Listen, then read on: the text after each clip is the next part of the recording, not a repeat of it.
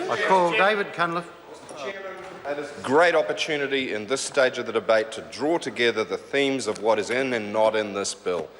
We have got the date of commencement and we've got the title, which are an opportunity for us to pull those themes together. My colleague Chris Hipkins mentioned the proposal for a commencement date which post-dates the next election. If the government had a shred of honour, given that they are removing from the New Zealand people the opportunity to make submissions on this bill, to have it go through a select committee, and they are simply ramming it through in budget urgency, if they have the courage of their convictions, let them commence the bill after the next election so that New Zealanders can vote on it and cast their votes whether they think Housing New Zealand should be a provider of social housing to New Zealanders who need it, or whether it should be just another commercial landlord. Mr. Speaker, this is a bill which could have so many names. Part of the panic button for its seventh fiscal deficit budget. So perhaps it could be the Housing Broken Promises Bill. Perhaps it could be the Housing Give with one hand and take away with the other bill. Perhaps it could be the Housing No Surplus Again This Year bill. Mr. Speaker, those themes are all in common parlance, common knowledge amongst New Zealanders who are sighing with sighs of resignation because they've given up on this government.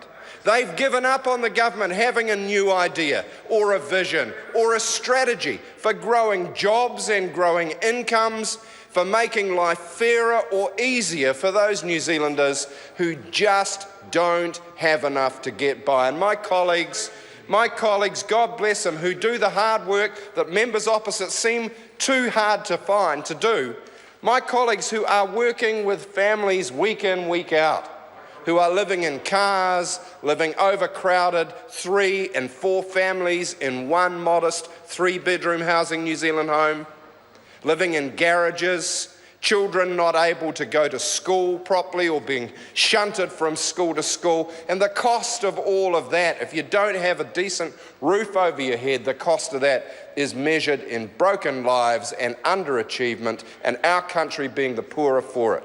And so the government is essentially stealing from the future to do a cheap and nasty job of today, and sadly this bill is part of that cheap and nasty New Zealand. It's cheapening it.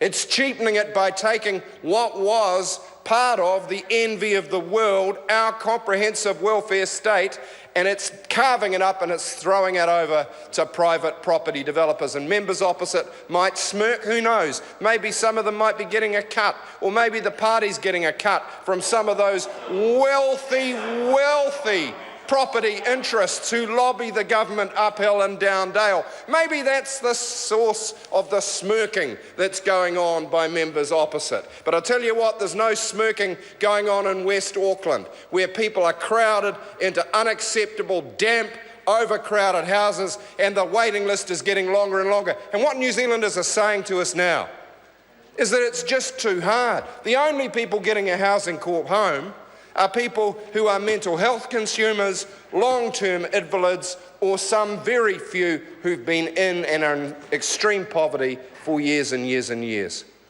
And you know, how often is it now you're in a major city and you walk down the street and there's someone sleeping rough on the sidewalk? I remember when I came into this house around 20 years ago, you wouldn't see it.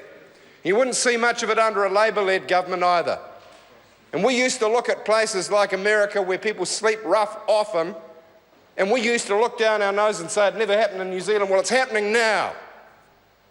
And gutting Housing New Zealand from being a social housing provider to being a commercial landlord, members opposite can smirk all they like, but the New Zealand public will have their say at the next election because they damn well know what it means. More for the people who've already got a lot, and more hardship for the people that are already doing it tough. And they've had a gutsful of it, a bloody gutsful. So members opposite, smirk all you like. Carve up Housing New Zealand, throw away the welfare state, give up on the ideals that Jack's as good as his master, and the New Zealand public, yeah, I know, throw John Campbell off prime time while you're at it. Make sure that every major news outlet is staffed by government-friendly journalists. And that, sir, will prolong your miserable life in government not much. because New Zealanders don't like to be told what to do. They will have their revenge at the ballot box, and times they are changing.